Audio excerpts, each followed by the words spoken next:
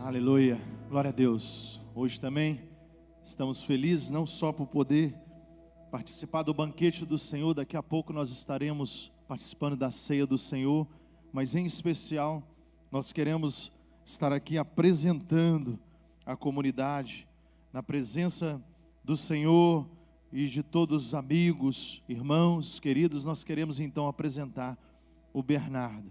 Traz ele aqui, por favor. A família pode vir, vocês, né? Em nome de Jesus, nós estaremos então orando, consagrando ele ao Senhor. Bernardo, que é um milagre de Deus, que é realmente fruto da união de Bruno e Bruna, e também nós percebemos o cuidado do Senhor, o favor do Senhor sendo abundante na vida deles, em especial também na vida da Bruna, né, que também passou por um momento ali no vale da sombra da morte, mas Deus cuidou dela, Deus guardou ela, Deus trouxe a ela, e ela está hoje com o fruto, né, realmente da sua gratidão a Deus nos seus braços. O Bernardo é fruto realmente desta união, desse amor, do cuidado e do favor de Deus. Então nós estaremos nessa hora, quero te chamar a ficar de pé. Nós vamos então estar consagrando. O Juninho, por favor, me ajuda aqui. O Juninho vai segurar o microfone. Eu vou estar pegando o Bernardo em nome de Jesus.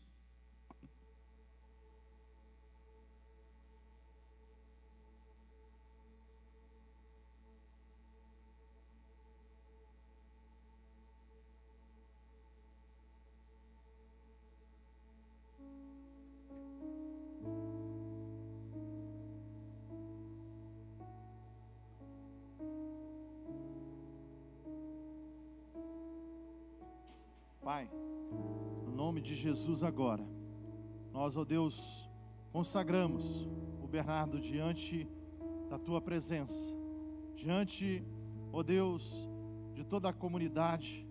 Nós apresentamos ele ao Senhor, que ele cresça cada dia mais, não só em estatura, mas também em graça, em conhecimento, em sabedoria diante do Senhor e dos homens. Que, ó Deus, em nome de Jesus, a cada dia mais ele se apaixone pelo Senhor, que ele seja, Pai, realmente esse que se lança diante da Tua presença, que, ó Pai, que realmente testemunha dos feitos do Senhor, pois ele é um milagre do Senhor. Obrigado por esta família, obrigado, ó Deus, pelo cuidado do Senhor para com eles. Continue, ó Deus, sustentando, continue fortalecendo, continue, ó Deus, surpreendendo eles em todo o tempo. Eu te louvo, eu te agradeço e consagro ele ao Senhor, em nome de Jesus, amém e amém. Glória a Deus.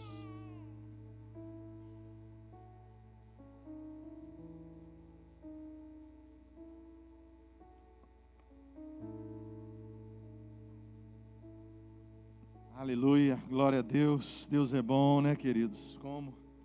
Como a gente pode perceber esse cuidado de Deus em todo o tempo. Que bom realmente que a gente pode vivenciar esses momentos tão especiais. Verdadeiramente, eu amo criança, eu gosto muito. Eu nunca tinha pegado uma criança no colo, até um dia que a minha filha nasceu. O dia que ela nasceu, e eu na porta do centro cirúrgico, ali naquela ansiedade, naquele momento, aguardando até ouvir o chorinho, e de repente, depois de um tempo, depois de um dia de espera, minha esposa internou às 10 da manhã para poder ganhar a Júlia, e ela só foi nascer às 9 horas da noite. Foram passando todo mundo na frente. O centro cirúrgico ficou cheio, porque houve um acidente em Murié no dia, e ficou cheio e atrasou tudo, e a ansiedade só aumentou. Mas quando o Dr. Carlos Alberto, pediatra, saiu com a Júlia no colo, a minha sogra levou os braços para pegar a Júlia, e ele falou: não, primeiro é o pai. Foi o primeiro a pegar ela nos braços. E a maior emoção que eu já vivi na minha vida, quando pela primeira vez eu peguei uma criança no colo. E dali eu aprendi a dar banho, aprendi a trocar fralda, E aprendi depois também com o Lucas. E apresentar uma criança aqui na casa do Senhor é algo assim fantástico.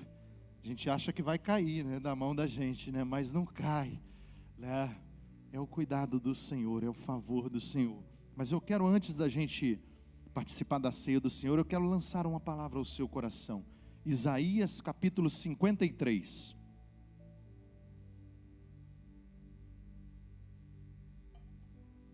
Isaías é aquele profeta que fala muito a respeito de Jesus. Isaías foi muito usado por Deus. Segundo alguns estudiosos, o livro de Isaías, ele é uma Bíblia em miniatura. Ele tem 66 capítulos. São exatamente os 66 livros da Bíblia. Isaías, ele é um cara visionário. Além de ser usado por Deus, ele é aquele que realmente tem sensibilidade para poder liberar algo profético, algo glorioso que estava por acontecer. E nós vamos ver uma parte disso aqui em nome de Jesus. E ele começa assim o capítulo 53. Quem creu em nossa pregação? Ele faz uma pergunta. E a quem foi revelado o braço do Senhor? Uma segunda pergunta. Porque foi subindo como um renovo diante dele, e como raiz de uma terra seca. Não tinha boa aparência, nem formosura. Olhamos para ele, mas não havia nenhuma beleza que nos agradasse. Era desprezado e o mais rejeitado entre os homens, homem de dores, e que sabe o que é padecer. E como um de quem os homens escondem o rosto, era desprezado, e dele não fizemos caso. Certamente ele tomou sobre si as nossas enfermidades, e as nossas dores levou sobre si. E nós o considerávamos como aflito, ferido de Deus e oprimido. Mas ele foi transpassado por causa das nossas transgressões, e esmagado por causa das nossas iniquidades. O castigo que nos traz a paz estava sobre ele, e pelas suas feridas fomos sarados. Todos nós andávamos desgarrados como ovelhas, cada um se desviava pelo seu próprio caminho, mas o Senhor fez cair sobre ele a iniquidade de todos nós. Ele foi oprimido e humilhado, mas não abriu a boca. Como cordeiro foi levado ao matadouro, e como ovelha muda diante dos seus tosqueadores, ele não abriu a boca. Pela opressão e pelo juízo ele foi levado. E de sua linhagem, quem se preocupou com ela? Porque ele foi cortado da terra dos viventes, foi ferido por causa da transgressão do meu povo. Designaram-lhe a sepultura com os ímpios, mas o rico esteve na sua morte, embora não tivesse feito injustiça e nenhum engano fosse encontrado em sua boca. Todavia, ao Senhor agradou esmagá-lo, fazer-o sofrer, quando ele der a sua alma como oferta pelo pecado. Verá a posteridade e prolongará os seus dias, e a vontade do Senhor prosperará nas suas mãos. Ele verá o futuro do trabalho da sua alma e ficará satisfeito. O meu servo, o justo, com o seu conhecimento justificará a muitos, porque as iniquidades deles levará sobre si.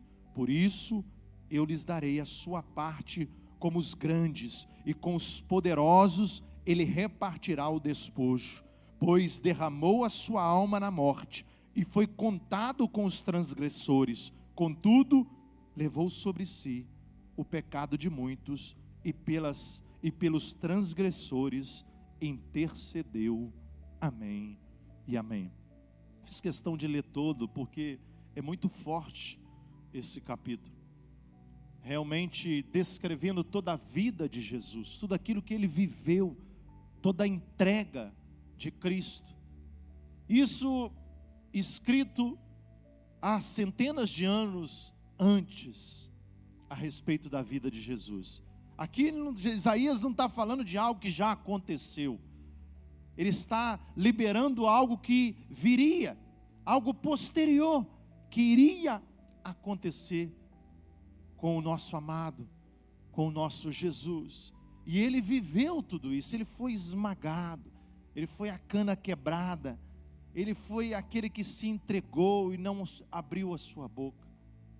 Mas, como o texto, ele começa com algumas perguntas, eu também quero começar. O texto começa com duas perguntas. E eu quero começar com duas perguntas para vocês. Quem sou eu? Quem é você? Essa é a primeira pergunta. Você fazendo essa pergunta para si mesmo. Quem sou eu? Quem é você? Quem sou eu? Quem é você? E a segunda, para que eu existo? Ou por que eu existo? Nós gostamos do porquê, mas se nós entendermos o para quê, eu vou entender que eu tenho um propósito, eu vou entender que eu tenho uma missão, eu vou entender que eu fui chamado para corresponder a algo maior, a algo que Deus me chamou. E se eu entendo a minha identidade, e como eu entendo a minha identidade, pastor, você poderia perguntar. Nós retornamos a Gênesis capítulo 3. Fomos criados à imagem e semelhança do nosso Deus. Eu preciso entender isso, que eu fui criado segundo a sua imagem, segundo a sua semelhança. Então, eu sei de onde eu estou vindo, de onde eu vim. Eu preciso entender de onde eu vim. Se eu não entender de onde eu vim, a minha origem, eu não vou saber o meu destino. Então eu vim do Senhor, Ele me cria. E o salmista vai falar, de modo assombroso. Ele me tece no ventre, como o Bernardo foi tecido no ventre da Bruna. E ainda quando em substância informe, Deus já o conhecia pelo nome. Deus já sabia todos os seus dias. Deus já estava escrevendo todos os dias do Bernardo. É assim conosco. Por quê? Porque Ele nos conhece pelo nome. Deus, Ele não olha a multidão com um olhar assim, geral. Ele olha de modo singular. Ele olha e nos conhece. Ele sabe verdadeiramente quem nós somos. E isso é especial demais. Ser chamado pelo nome. Você já chegou em algum lugar que te ignoraram você? Nem olharam para você? Chegou em alguma repartição, algum lugar que simplesmente ninguém nem levantou a cabeça, nem olhou, nem te deu um bom dia, nem reconheceu que você chegou? É horrível, não é? É terrível chegar num lugar assim. Agora, quando você chega e você é recebido pelo seu nome, isso faz toda a diferença. Por quê? Porque eu tenho um nome, eu tenho uma identidade, eu sei quem eu sou. Então isso é fantástico, sabermos verdadeiramente quem eu sou. É verdade que também no próprio Gênesis 3 vai acontecer a queda do ser humano. O ser humano vai se desviar desse propósito. Ele, aquele que foi criado à imagem e semelhança de Deus, ele então escolhe se distanciar da voz de Deus, da presença de Deus. Porque existe duas formas. O homem até tenta se desviar da voz de Deus, mas não consegue. Mas da presença, ele às vezes se esconde.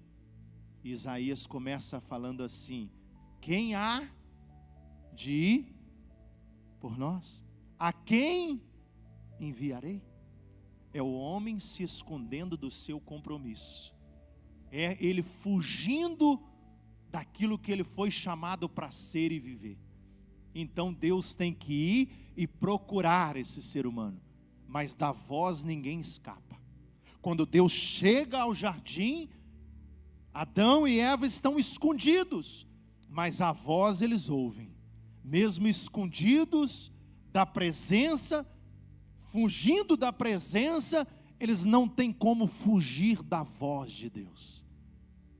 E então Deus vai traçar um diálogo ali com Adão, e Adão vai falar assim: ouvi a tua voz e tive medo, tive vergonha. Medo e vergonha, porque estava nu, então tive vergonha. O pecado, querido, ele vai expor a nossa nudez. O pecado, ele traz à tona a nossa vergonha. O pecado, ele faz isso. Ele nos afasta da presença e expõe a nossa vergonha. Ele escancara o nosso medo e a nossa vergonha. Por quê? Porque nós fugimos de um compromisso. Nós fugimos de um propósito. Nós saímos da presença. Nos desviamos daquilo que Deus projetou, planejou. Mas graças a Deus, que imediatamente à queda, Deus novamente dá uma resposta. Deus vem e diz assim: do filho da mulher vai nascer aquele que vai pisar na cabeça da serpente, vai esmagar a cabeça da serpente. É verdade que essa lhe ferirá o calcanhar, mas ele vai esmagar a cabeça da serpente. O texto que nós lemos fala: Jesus, ele foi ferido, né? Ele foi esmagado, ele foi entregue ali, mas ele não abriu a boca. Mas quando ele morre, a minha morte e a sua morte, ele desce ao inferno e toma as chaves do inferno, a chave da morte. O diabo não tem nem a chave da casa dele. Por quê? Porque Jesus foi lá e tomou por direito. A entrega dele, a rendição dele ao Senhor, dá a ele esse direito de poder então ter o nome que está acima de todo nome, aquele que tem a maior autoridade, aquele que está sentado na mais alta posição. Lembra lá atrás do pecado, da tentação de Jesus no deserto? Jesus recebe o Espírito Santo. Quem está no módulo paternidade aí? Cenas do próximo capítulo, daqui a pouquinho nós vamos estar lá, vamos falar sobre isso. Jesus, quando então ele recebe o Espírito Santo, ele é conduzido ao deserto. Conduzido ao deserto pelo Espírito Santo, não é Satanás que o conduz ao deserto. Quem o conduz é o Espírito Santo. Mas engraçado, o Espírito Santo me conduz para eu ser tentado? Sim. Ninguém é aprovado se não passa pela prova primeiro. Ninguém consegue chegar ao prêmio se não está apto para aquilo que ele deve passar. Nós precisamos passar para eu chegar lá. Antes de Jesus iniciar o ministério dele, ele vai passar pelo deserto. Só que nós queremos pular essa etapa. Nós gostamos de dar um salto. Mas todo homem, toda mulher de Deus passa pelo deserto. Tem que passar pelo deserto. Não tem como pular essa etapa. Mas nós não vamos falar sobre isso hoje, a não ser o pessoal da paternidade, que daqui a pouquinho nós estaremos juntos. Agora, o que eu preciso entender e você precisa entender? Que toda queda, como aconteceu lá atrás com Adão e Eva, toda queda nasce de um desequilíbrio. Toda queda nasce de um desequilíbrio. Eu não sei se tem mulher, né, que tem mulher que é muito grande. A minha esposa, ela é grande, ela tem um pé pequeno e é grande. De vez em quando ela tropeça, torce o pé. Ela torce o pé já tomou alguns tombos. De vez em quando toma um tombo. Mas isso é fruto de um desequilíbrio, que ela não tem ali uma base segura nos pés. Na nossa vida espiritual é a mesma coisa. Eu caí no pecado, eu me entreguei ao pecado. Pode sondar porque foi que eu caí naquela área. Pode sondar porque tem alguma coisa que me levou a me entregar naquela área. Por quê? Porque eu não saio daqui, da igreja agora, daqui a pouquinho, e falo assim: eu vou sair ali na rua e vou pecar. Vou pecar agora. Não. Eu não planejo fazer isso. Só que eu posso dar os meus olhos a ver aquilo que desagrada ao Senhor. Eu posso emprestar os meus ouvidos àquilo que realmente está fora do propósito de Deus. Eu posso pisar em lugares que Deus não quer que eu pise, e isso vai me conduzindo. Isso pode me levar a uma estrutura de pecado e me conduzir a um afastamento da presença. Porque o pecado é isso. Ele me afasta da presença. Da voz não tem como fugir. Conta-se uma história, não sei se é verídica, que um certo dia, um pastor, triste com o seu ministério, querendo largar tudo, abandonar tudo, querendo chutar o balde, ele querendo deixar a família, deixar tudo, ele resolve então, numa noite de sábado, ir para uma boate. Ele foi para uma boate. E ele chegou ali naquela boate, pediu uma bebida, coisa que ele não fazia. E de repente, antes dele começar a beber, ele olhou e viu uma moça muito bonita. Ele começou a encarar nessa moça, ele olhando para essa moça e a moça olhando para ele, ele olhando para essa moça, a moça olhando para ele. E de repente, essa moça veio na direção dele. Muito bonita, veio na direção dele. Ele não estava reconhecendo, pouca luz, ali essa pessoa. Essa pessoa chega até ele e fala assim: pastor, me perdoa. Eu estou aqui nesse lugar, mas eu sei que aqui não é o meu lugar. O Senhor veio me resgatar, né? Ele estava tentando fugir da presença, mas a voz não tem como fugir. Nós não conseguimos fugir da voz. Ele tentou, mas ele ali reconheceu que realmente ele precisava andar nesse caminho. E a pergunta ela continua: aonde você está? Aonde você está, ou onde você está, né? A gente tem mania de falar aonde, mas é onde você está. Onde está você? É uma pergunta que Deus está te fazendo. Se Ele é aquele que nos conhece pelo nome, se realmente eu entendi que eu fui criado à imagem e semelhança de Deus, por que então eu vi essa vida de desequilíbrio? Porque toda queda nasce de um desequilíbrio. Se eu estou vivendo uma vida de desequilíbrio, é porque eu não sei quem Deus é. Eu preciso conhecer verdadeiramente quem Deus é. Se eu sei quem Deus é, Ele vai imprimir em mim, Ele vai marcar em mim a minha identidade. Ele vai gerar em mim essa identidade de filho. Ele vai trazer todos os dias, e mesmo que eu tente fugir, tente esconder, mesmo que eu às vezes tenha medo, Ele vai me trazer a memória de que Ele realmente quem Ele é. Eu preciso viver isso. Não adianta ficar vivendo uma vida tentando correr. Nós precisamos entender, queridos. Tem muita gente que fala assim: pastor, mas eu não tenho coragem de viver o meu propósito. Não é que nós não temos coragem de viver aquilo que Deus nos chamou para viver. é porque nós achamos que estamos lutando sozinho. Entendeu isso?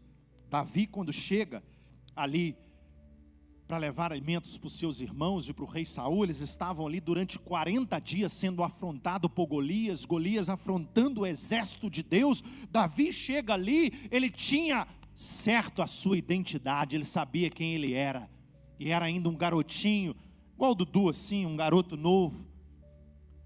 E Davi chega assim e fala: o que é isso aí que está acontecendo aí? Quem que é esse cara aí que está afrontando o exército de Deus? Esse incircunciso aí está afrontando o exército de Deus? Eu vou lutar contra ele. Mas Davi, você não é guerreiro. Seus irmãos ficaram bravos com ele. Fala: Davi, vai embora daqui, você está querendo envergonhar a gente? Vai embora, Davi. Davi falou: não, esse cara aí, rapaz, não está com nada não, eu estou com Deus. Ele tinha convicção quem estava com ele, então ele não tinha medo. Morrer já é lucro, para quem está com Deus, o morrer já é lucro. O apóstolo Paulo fala muito sobre isso. Então nós precisamos entender isso.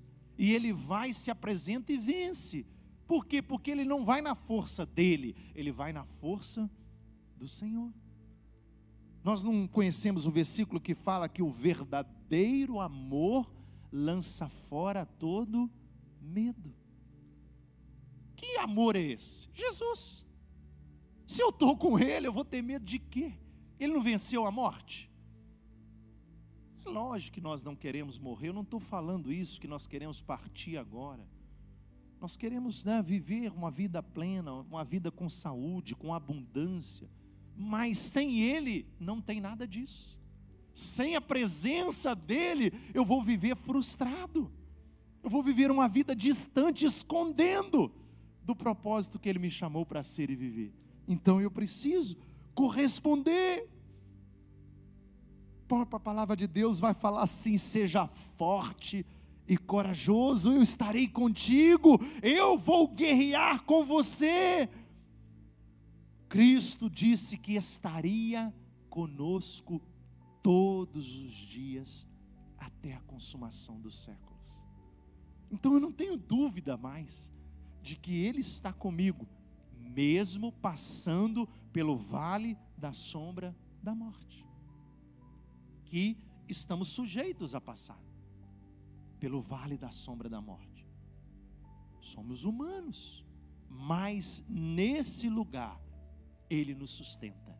Nesse lugar a tua vara, o teu cajado é aquele que está comigo, é aquela que me guarda, que me protege. O cajado, ele é algo poderoso demais, porque acho que ele tem no mínimo 3 funções. Aquela curva dele é para poder então trazer a ovelha para perto. A ovelha está em perigo, no penhasco, e o cajado vai lá e traz, e aproxima novamente. O cajado, ele, com a lateral do cajado, o pastor, ele dá, na verdade, uma direção para a ovelha. Ele vai dando uma direção, vai para cá. Ele vai encostando nela e ele dá uma direção. E com a ponta do cajado, ele fala: avança, vai. Então com a ponta, ele diz: vai. Nós precisamos entender isso. Deus está conosco. E se Ele está conosco, quando vier essa pergunta: quem enviarei? Eu, Senhor, estou aqui, eu me apresento, eu estou aqui, eis-me aqui, envia-me a mim. Me envia. Mas você tem coragem, Juninho, de ir para a África? É, Senhor, eu estou me apresentando. Senhor, não sei como é que vai ser. Não sei se eu vou passar fome, se eu vou passar dificuldade, os perigos que eu vou enfrentar. Não sei se eu vou ser preso, mas eu estou me apresentando, Senhor. Toma minha vida. É isso. Os perigos têm, mas a minha identidade, ela foi marcada pelo Senhor. Então eu não vivo mais preocupado, com medo, me escondendo. Eu não vivo mais fugindo da presença. Não fuja dessa presença. Viva uma vida de responsabilidade. que é isso, pastor? O homem e a mulher maduros, eles são responsáveis. Criança não. A criança ainda não. Ela precisa de alguém para cuidar dela. Mas quando Deus chega no jardim, Adão e Eva estão fugindo da sua responsabilidade. Adão vira e fala assim: ah, Deus, foi a mulher que o Senhor me deu. Eva vira e fala assim: ah, Deus, mas foi a serpente que me enganou. Transferência de responsabilidade. Não foi eu.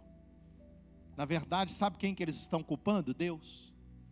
Eles estão culpando Deus, falando que Deus não fez tudo perfeito. E Deus fez. Deus fez tudo perfeito. Mas eles estão dizendo que não. Se foi a mulher que o Senhor me deu, e foi ela que me enganou, a serpente que me enganou. Eles estão transferindo a responsabilidade. Mas filhos e filhas que somos nós, maduros, nós assumimos a responsabilidade. Nós dizemos: eis-me aqui. Não estou dizendo que não enfrentaremos as dificuldades, e estamos enfrentando. Um ano, como eu comecei, um ano de grandes desafios. Mas fugir da responsabilidade adianta? Fugir por um determinado tempo adianta? O mundo diz que o tempo apaga tudo, né? Mas é mentira. Eu conversei com uma pessoa que estava com quase 80 anos de idade. Era prima do meu pai. Meu pai, quando nasceu, a mãe dele teve um problema no parto. Na época falava-se eclampsia, né? E depois disso, ela teve algumas complicações psicológicas. Ela não pôde criar ele.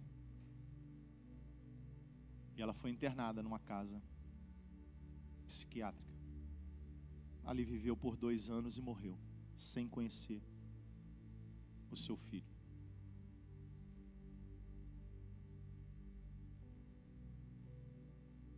E eu conversando com a prima do meu pai, que sabia dessa história, ela carregava por mais de 50 anos, um fardo, colocando a culpa no meu avô. O meu avô foi o culpado de ter colocado a minha avó nessa casa, de ter abandonado ela lá e dela ter morrido. E ela, 50 anos depois, quando ela me conta essa história, eu senti o ódio nos olhos dela, do meu avô. Meu avô já tinha até morrido. O ódio permanecia nos olhos dela. Porque não é o tempo que vai apagar. Se nós não nos rendermos e reconhecermos que Ele pagou tudo, as dores nossas, as enfermidades, o castigo, tudo que era para vir sobre nós foi sobre Ele. E pelas pisaduras dele, nós somos sarados, curados.